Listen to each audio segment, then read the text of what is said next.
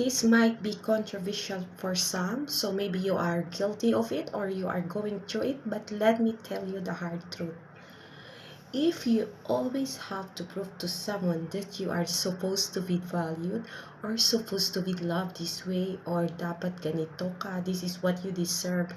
If kailangan mong ipakita sa kanya constantly kung bakit kanya kailangan, kamahal-mahal ba yun?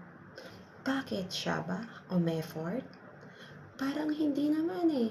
Parang obvious naman sa akin or obvious naman sa situation na ikaw lang yung effort yan. Kasi siya, nagpakita na siya, alam mo na na hindi kanya type, di ba? Alam mo na from the beginning, ikaw lang ang gustong effort para maging type kanya.